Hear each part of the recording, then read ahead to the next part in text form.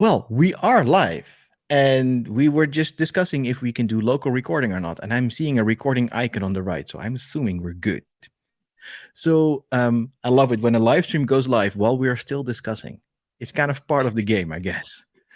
So welcome everybody. This is yet another Unpack the Stack, and today's stack is going to be really fun. It has to do with gaming and gamepads, and you know what? Maybe not. So my guest is Harshil. Did I say that correctly? Yeah, that's perfect. Okay. So I'm gonna be super bad with your with your name anyway. So why don't you say who you are, your proper name, and then also what you do? Sure. First of all, thank you for having me. My name Sure. is Herschel, and I work as a developer advocate at Contentful. For the folks who don't know about Contentful, Contentful is a composable content platform with an API first architecture. But we are not going to talk about Contentful on this stream, so I'm just going to spare you for that. Uh, I do a lot of crazy things. I love experimenting a lot with different kind of technologies. And today, that's something that we're going to talk about, like one of my crazy experiments with game Nice. controllers and web applications. Yeah, that's the thing. I kind of like you said what contentful is, and a lot of people know what contentful is, right? And I somehow tripped over your how you explained it, like it's a composable, blah, like all the words. I have opinions and I want to go into it, but that's not today. Yeah. But thank you for saying it like that because that sounds like a bit of a rebrand from recent times. So I like that. Anyways, no matter what. So you're doing crazy projects. I like crazy projects. I'm doing a few on my own as well, where I control my guitar sound with MIDI through a browser, like all this stuff. And so, what is your crazy project that you want to talk about? So I recently came across a browser API called WebHID. Hmm. And this API basically allows you to connect any HID that is a human interface device with your web Yeah, applications. So it's like I have a PS5 laying around. I have a controller which I'm hardly using. So why not, try to have fun with that and add it to the web applications and try to create a so web game, right? So that's a first of crazy all, little project. who who has a PlayStation 5 laying around? What's happening here? What does that exactly mean?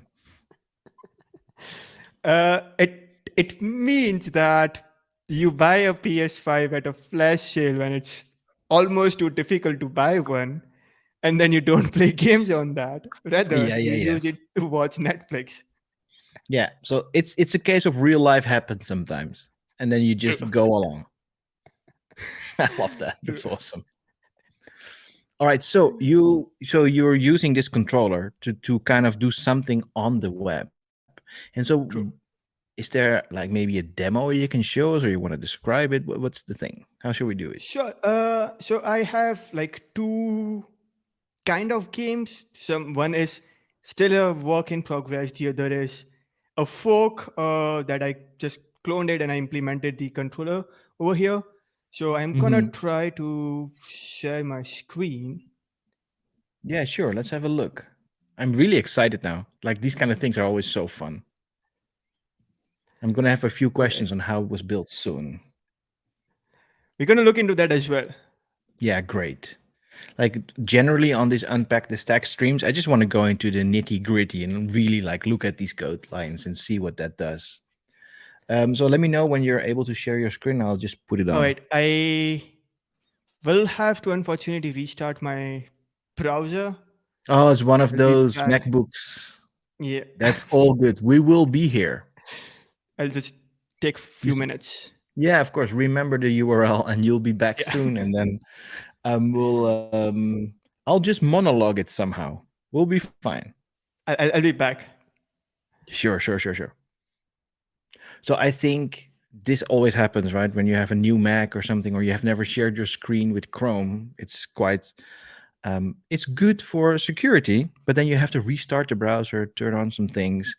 So I'm actually quite excited to see what Harshal has built because generally making a game in a browser it's not super easy, I imagine, because you have this game loop that has to run 60 frames per second, and then in that loop things need to happen.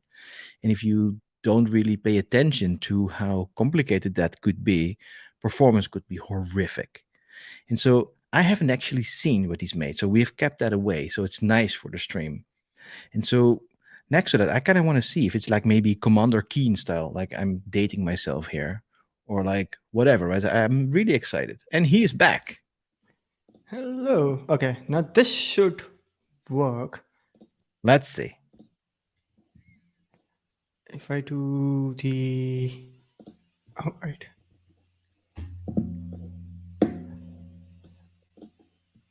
We're Uh, closing in.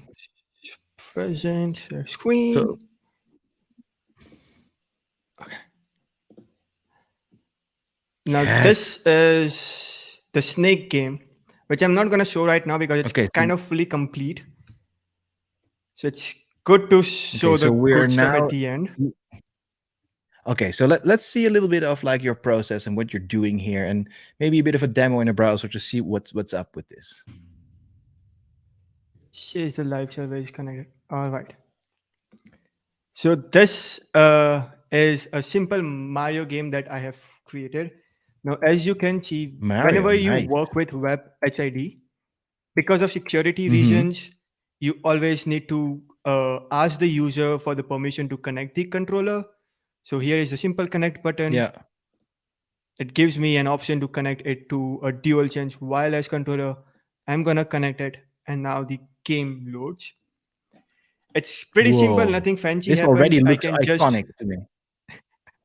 I can just move Mario back and forth Oh and up and wow. down with my Nice. PS5 controller. And so is And this over like Bluetooth or is it connected with a cable? so right now I have just implemented the USB connection.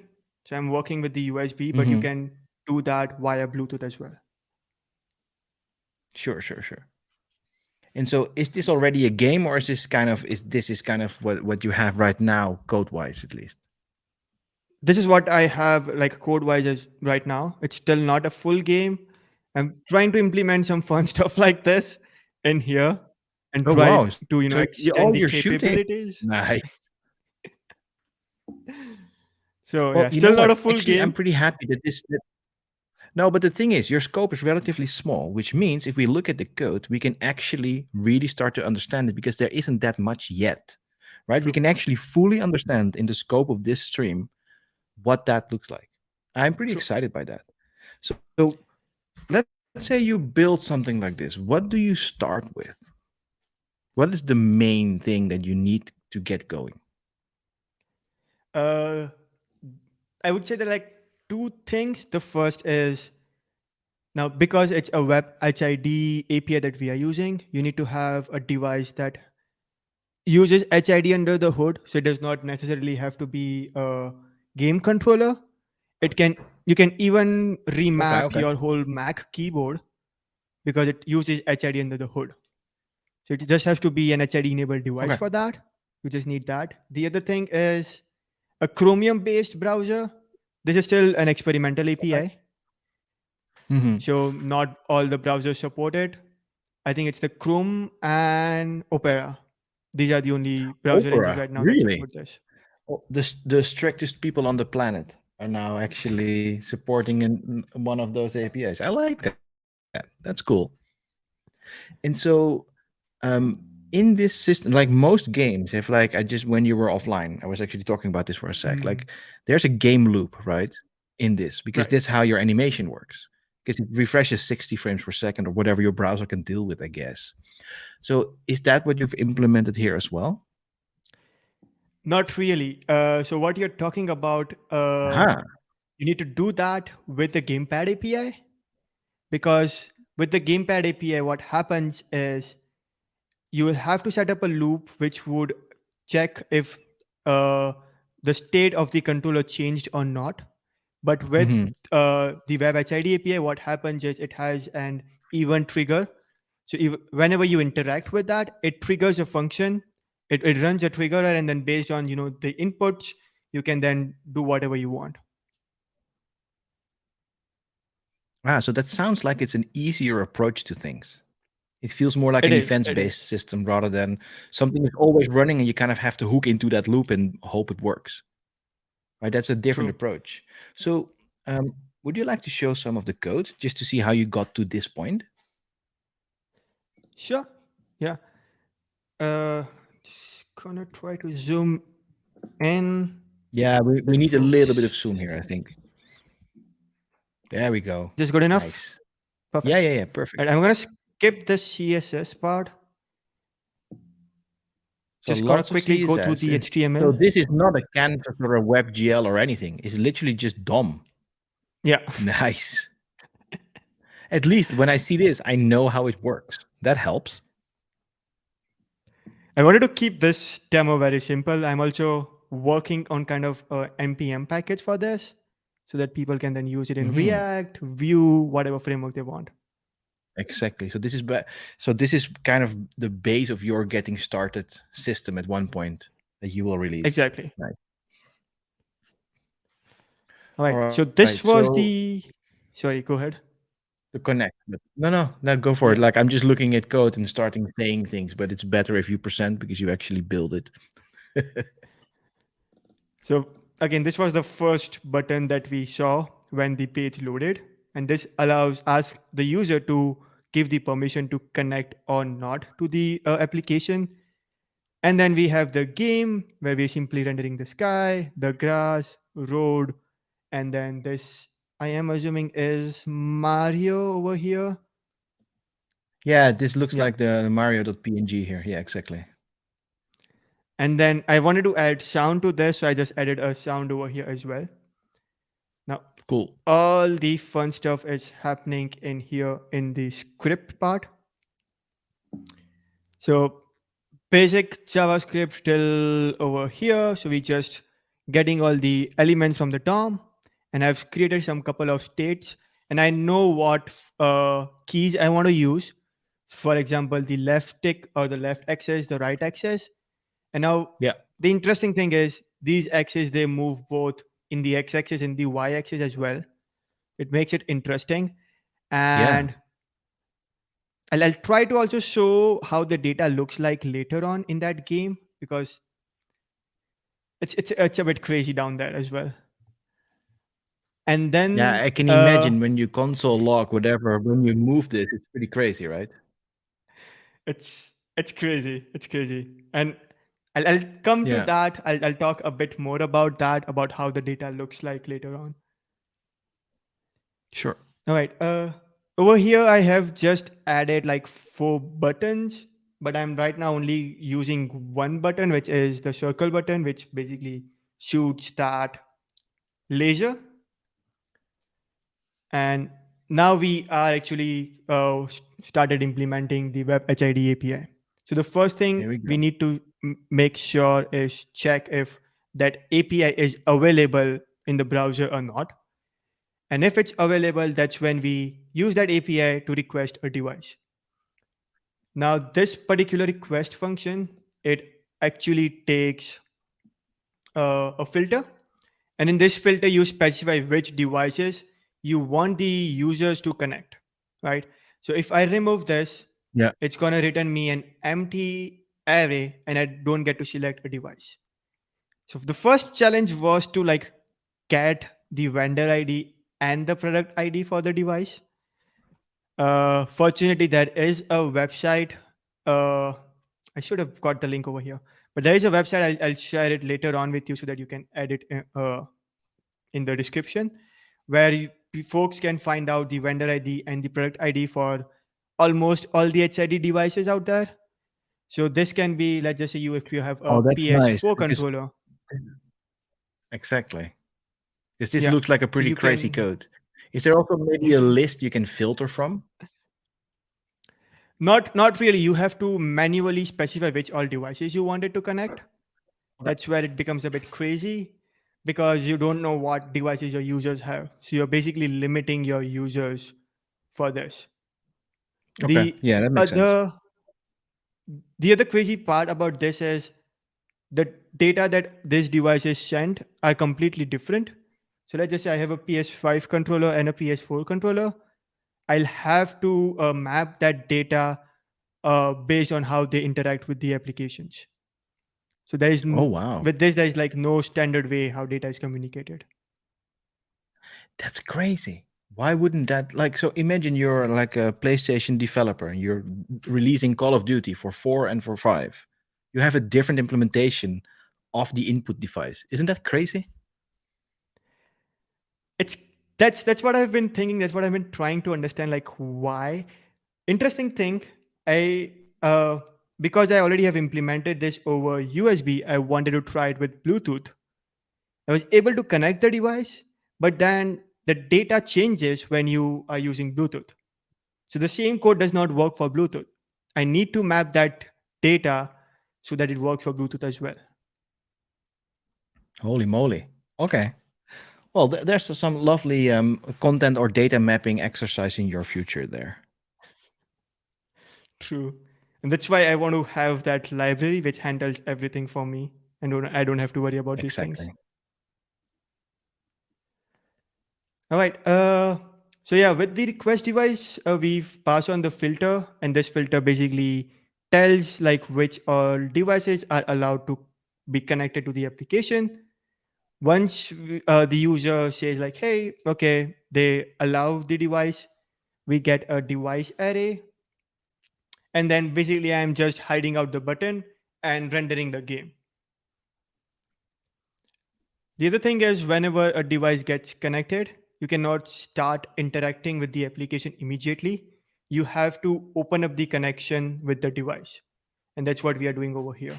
So even though it's connected, the user cannot use it until unless you open up the connection. And when All right. that is there, that's when we can have the on input report function. There's another way to write this function. Which this can be something like window dot event listener and then have input report, and then you can have the same thing going on in there as well. So what Awesome. this function does basically is going to just take in the input coming in from the controller and handle all that. And so All right. essentially, if you move a stick, this is kind of just listening for whatever change is coming. And then you get well, looking at the next line, it's a uint 8. So it's a pretty big number, I guess, or a lot of stuff Yeah, coming in. a lot of stuff And then coming you're in. normalizing that somehow. Yeah. Okay. Yeah. Awesome.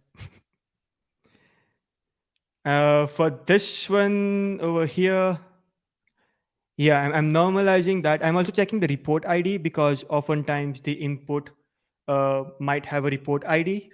And if there is no report ID, you can use like 0 as the report ID. But this controller gives me a report ID, so it's always good to have a report ID to check, because there are again a lot of Okay. security issues that are still not fixed with this API. It's always good to have this checks in place. But let's see, I normalize it. So now I get the values between -1 to 1 for both my joysticks. And then I do the same for the buttons. And for the buttons, I'm just simply setting the value of true or false. Oh yeah, and so basically you made your own little state machine on the top where you say the button is Exactly. false or true and whatever the X and Y is of the sticks. Exactly. Yeah, so for the people watching this, you don't need React or Vue to do this. You can actually just have vanilla JavaScript because why not? It works fine. Uh, I because you mentioned this, I initially started trying this out with like different kind of frameworks, and I was like, this is more difficult in like those frameworks. I'm just gonna simply do vanilla JavaScript and HTML and just do this. Exactly, because I'm just now thinking like I'm most proficient with Vue.js. I would want like some sort of state machine to do this, and then everything becomes reactive, and then it actually gets quite slow when you add proxies to this whole mess, right? And it's a lot less easy. And it seems like what you're doing now is you have the async await, you have all the modern stuff you need. I'm kind of excited to see later on how you actually change Mario and what you do for that. I disclaimer, I am not too good with CSS. So I have like a couple of hacks in there. And we're happy to see the hacks. That's good. All right, so let's jump into that because that's the next thing. So in the update position, I'm simply passing on the access, and this is what the code looks like. Let's just go there step by step. So I'm first of all getting the value from Mario. No, I'm basically getting the whole CSS style because when I was working with this, I was trying out on different screen sizes, and I realized I haven't created or I haven't kept responsiveness in mind. So at least when I'm demoing it, it should look decent enough. It should not look like, the screen is only this much while Mario just goes out of the screen as well. So to just take care of those things, I have added a couple of rules in here. As you can see, the Yeah. max width over here. And I'm checking the value for left tick over here. So if the left tick X, so it's like the horizontal, yeah. So if the Yeah, left exactly. stick uh, moves in the horizontal direction, the value changes to 1, and then I am updating the value over here. So I'm going to give you a minute to go through this code and try to understand it because I also, Yeah. yeah. So initially, when you this update position, when is that fired? So it's fired every time I interact with the joystick. So sorry, the Okay, cool. update position, yeah, it's fired every time I interact with the joystick, but then it checks, if the values are uh, the values fit over here or not. Exactly. So initially, you just keep the state of your previous state left and top, and then based on certain behavior of the sticks, you just recalculate it based on the previous one. Yeah, And so, how are you're replacing PX and all that stuff? There's a few things you can probably do a little easier with the CSS API in JavaScript. But I like the hacking approach, but it might be a bit slow. Global replace with a regex every time you move a stick. I would love to know that. I've been trying to figure that out. Could not find it. I'm just gonna hack stuff around over here and make it this work. You That know would be what? I interesting. wouldn't know by heart right now. I I think I But know what you're talking about, and I did try out a bit of that. I think, but might not have fully implemented that. yeah, it's because if you look at style.left, the one on line Mm, 146, you can probably, that can also probably be a getter. And you probably get it without the PX, for example. okay.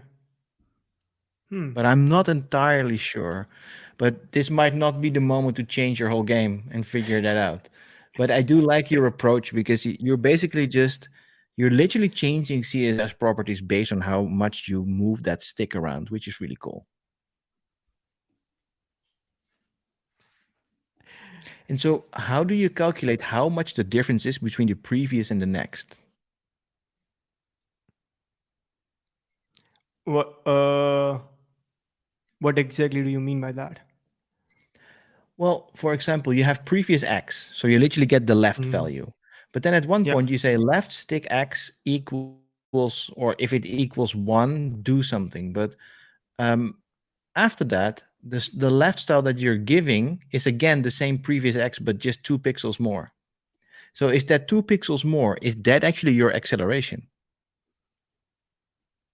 Yeah. So this is like moving it like by 2 pixels. Aha. Right. Okay. That makes sense. Okay, cool. So All if right. you wanted to Okay. maybe make a variable to see how fast Mario is going, that could also be a variable rather than just 2 pixels. True. True.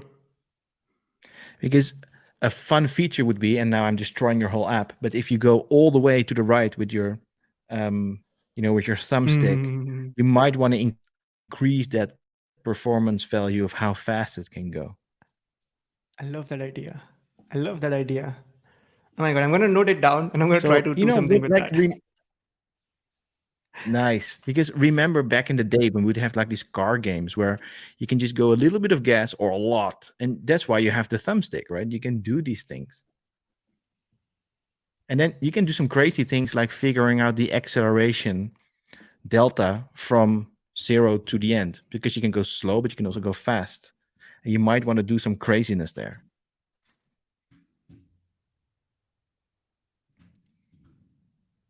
I'm just noted it. I'm going to try it out. It seems like a really There good we go. idea. Maybe just put this on GitHub and somebody from our audience will actually give you a pull request. It's already on GitHub. I'm just going to quickly try to Nice. get the link. But it's already on GitHub. So if someone wants to try it out, they can just go there, fork it, or just run it as well.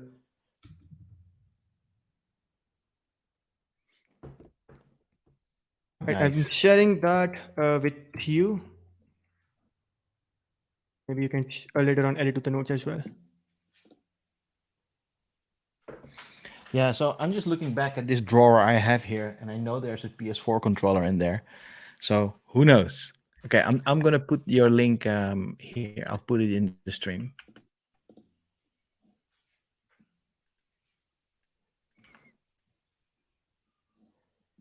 All right. While you do that, There I'm we just go. gonna go ahead and thank you.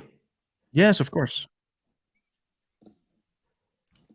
Right. So I'm doing the All same right, so thing we for figured moving out the it. left and the top, right? Yeah. So that's what is happening with the top as well. And the shoot part is like more ugly than the move position part because this is like I spent a lot of time to figure this out. It never worked out. Oh boy. But I learned a lot of CSS. I learned about request That's animation cool. frame, which was fun.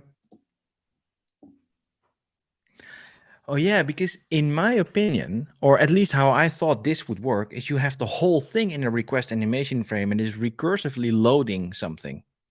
And then Mm, the left position of Mario would be basically just a number that is changing every time request animation frame right. runs because it could go to 100 frames per second based on your screen.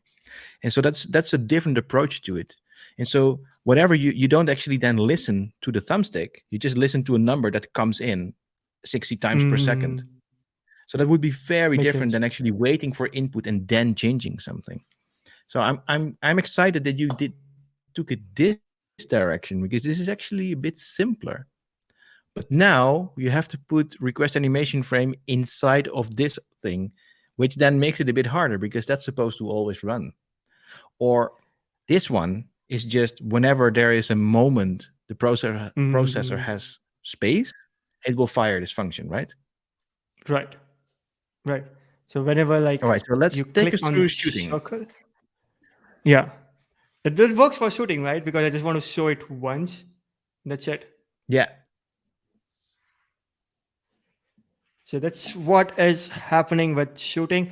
I know there is a lot of things that can be improved in over here because every time I'm creating a new element, creating like giving it the class, doing the styling, and then animating it, which I feel like can be improved, but I've never got a chance to do that. Well, if you think about the CSS and the DOM aspect of this, looking at this with my old school hat on, how I would have done it, I would probably make a shot somewhere already in the DOM that just exists. Mm-hmm. And then I would give it the bomb clause already. Right. And then use CSS variables for the left and the top calculation stuff. And the only Mm-hmm. thing you'd have to do when you hit, if circle and something's going to happen, then the only thing is to do is you just change 2 or 3 CSS variables that are on the root of Right. wherever your game is. And that CSS class will already listen to these. And CSS in JavaScript is a lot more optimized than for that. Because right now you're creating it, let's say you're like bashing the button to shoot all the time. You're creating a new Mm-hmm. DOM node for the div. You add the class, it has to apply the CSS, but it cannot really apply all the CSS because you're then calculating after applying the CSS. And then Right. you append the child. So you're you're adding the CSS in memory and then adding the child. But then True. again, you set opacity after, and then you do a translate. So there's lots of repainting actions going on. In a game like Mm, this is fine.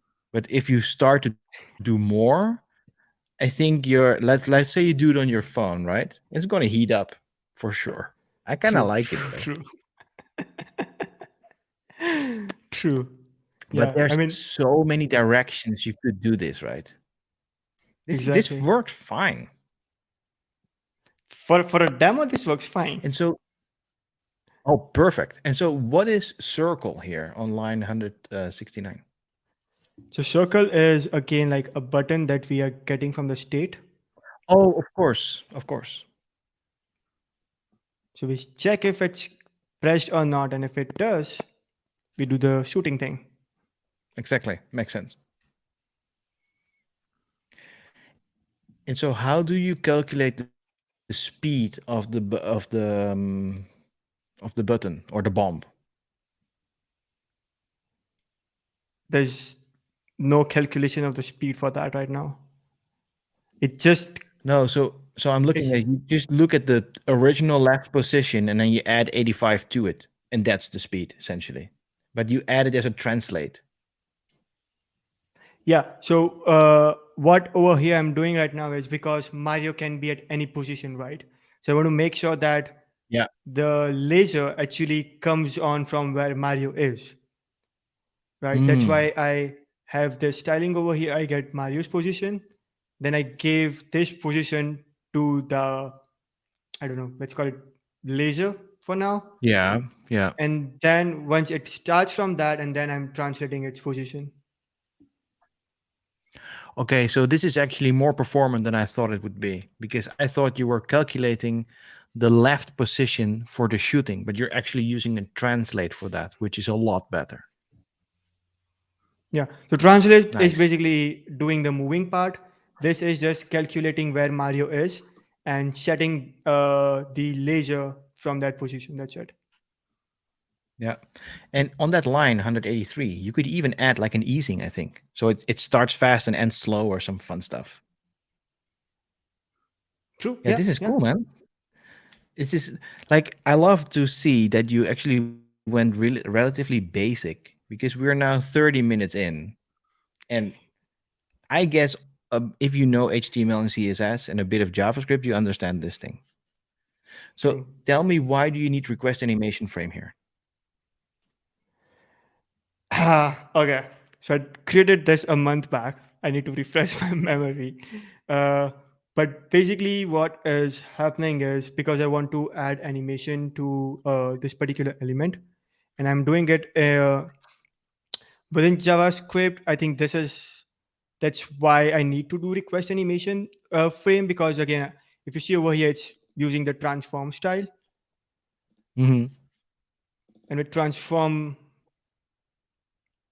here, I need to refresh my whole CSS skills now. Well, I'm thinking the fact that you use a transform in CSS should be quite optimized. What you can do in CSS is say, this thing will have a transform on it soon. That you can add Okay. that as an extra property. And then I don't think you need to request animation frame. I think it should probably work. But to be Okay. safe, this works well because this kind of request animation frame just looks for the first moment that the browser has or the processor has space to just fire it off. So this is the Hmm. safest you can be. It's good All fun. right. I didn't realize I had so many opinions on this. Suddenly I have. It's kind I of love fun. that. I love that. Like we got roughly 10 minutes. I want to show the other Yeah, a bit part more. of this, because right Yeah, now exactly. we're just seeing how, we can receive input, but on the other part, I'm going to try to show how to send input to the controller as well. Oh, nice. I'm going to stop this one. I'm going to come to another one. Now, this game I haven't created myself. I just found a Okay. repository on GitHub. It is a snake game. Uh, it's built on what live server is it on? Okay. Yeah. It uses JavaScript. So I was like, why not add a game Mhm. controller to this? So it works Exactly. kind of in the same way. Perfect.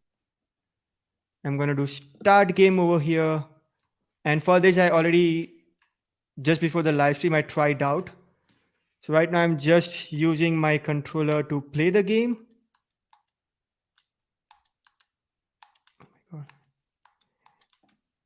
And Oh I don't know wow, if that people works can see crazy this, good. but now the LED changes, the color of the LED changes over here when the Nice. game ends, and it also rumbles.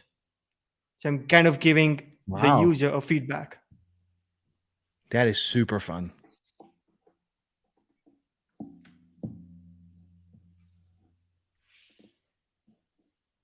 Let's see if I can find the code for this.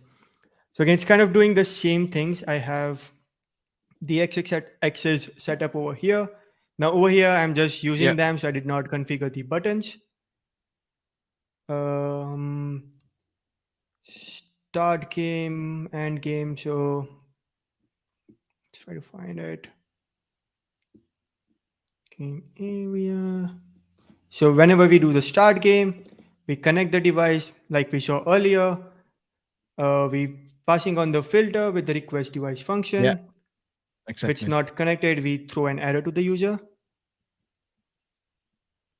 And then over here, we are simply reusing the functions or the states that are available, just checking for the Exactly. values and updating those values.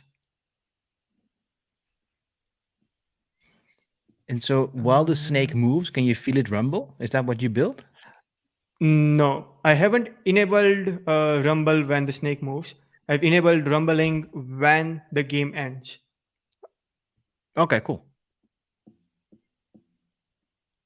And So I think, this is the place where the output happens ah, for the cool. controller. So over here, I have another function. And as I mentioned, the data mapping in this is like very tricky. So I had to try out a lot of different things to actually find the correct configuration. But the Oh, way wow. this works is I need to send out a report ID and then set out some values for different things. Now, because I want to enable Rumble and change the light bar, don't ask me how I found it. It was a lot of trial and experiments with these values. I know the values lie between 0 to FF, that's 0 to 255. I just Oh need to no, find that's out the crazy. I just need to find out the correct data point where this actual value lies. Yeah. Oh, Wow. okay. I forgot this. I'm also Dude, you're setting going. up the mute. Oh, cool. Sorry, go ahead. Hey, you might want to create an NPM library just to map these things so nobody else has to go through that crazy, like Yeah. finding something out of like 400 values or something. Yep. That's as I mentioned, it's still a work in progress because I've almost done with the USB part, but the Bluetooth part is a different story. So I need to do the mapping again with the Bluetooth thing. Yeah. That's still a Yeah. bit tricky Okay. now. And then for Oh, the but last 3 bits, sorry. oh no, I was going to ask what report is, but I can see in line 403 that you're actually just sending a report to the device and that has like this fun UNT8 number in it. Yeah, yeah. So when we talk about data in the web HID API space, we actually use the term report instead of data. And this report is basically like binary data in itself. And in web HID, there are like 3 different kind of reports. The first is the input report that we saw with the Mario game. So whenever you would interact with your controller, it would send out an input report and you can do stuff over there. The next thing that we are looking out right now over here is the output report. So whenever we want to send out some feedback to the user, we use the output report and we use the function send report for that. So that's Mm, what we are doing over here. And then there is a third one that is called feature report, which allows you to like both send and receive input and output. which is Cool. again a bit complicated to implement. But WebHID already gives you this functions for that. But then the data mapping is a whole different story. And does a controller like this support like rotation movement and stuff like a Switch controller would, or do these not have that? That's a good question. See, this is it does have that. I know. I remember Ah. playing a car racing game where I used to control the car with the controller. So it does have that. Yes. Uh, and it does also like the HID also supports that. The API supports that. But I haven't got a chance to look into that yet. Mm. It seems like there's a whole world of stuff that we can still figure out here. So maybe as a last thing, can you show like the on input of this to like just console log, just to, for people to see whatever comes out of this controller? Sure. Let me do that with the Mario one because over here I know where exactly the code is. Yeah, sure. Hmm.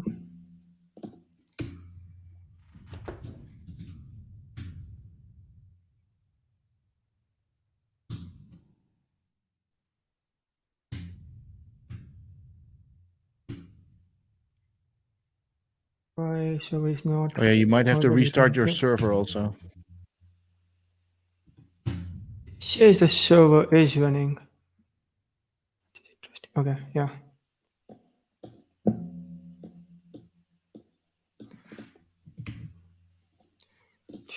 All right, here we go. Connecting it over here.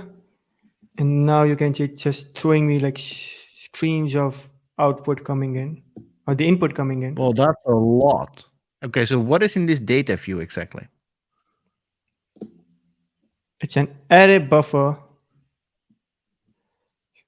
And if you want to look more closely, this is what it kind of looks like. I have never seen this. I love it. And I have no idea how to read it. This is just crazy. That's me working with the API. Oh no, there must be some sort of abstraction on top, like they did with WebGL and 3GS. Right? It has to have something because this is just craziness. I know. So they do it in this array buffer because there's just too much data for JavaScript to otherwise parse, I guess. Yeah, and that's like the kind of a scary part of this because I was going through the security issues with this particular API, and because there is no defined structure for the data, you can send like any kind of data in the binary format, which can harm both your application as well as the device as well. So that's Hmm. why a lot of browsers, like for example, Mozilla is not in favor of supporting this right now. They're like, we need to have Yeah, proper security implementations for this before we roll it out. exactly. Well, dude, I want to thank you for showing all this off because I've never seen this. And somehow I thought it would be very easy, but it's clearly not. But I do love the fact that that your code is actually just super down to earth, very simple, and that in the time of this stream, I have now understood how to do this, and Awesome. I will probably be able to do that myself. Exciting times. Love it. I am excited to see what you build with this. Oh, I just need to find some time and do it. So, is there anything you might want to add finally to our lovely viewers? I don't have anything in mind, but yeah, if folks, if you are hacking with the WebHID API and if you build something with it, I would love to see because I'm also still learning about the API. So feel free to share it with me. This is me on the internet. I'm Exactly. always bad at pointing things. Yeah, So, me too. but yeah, you can find it on the internet over there. And I would love to see what you have been building with WebHID. Awesome. Thank you so much for joining. And everybody look at Contentful as well, because that's Herschel's CTA here. Well, not really, but I'll just hand it to you. I know, it's fine. Thank you. Thank you very much, everybody. And I'll see you in the next stream. Cheers. All right. Thank you. Have a nice one.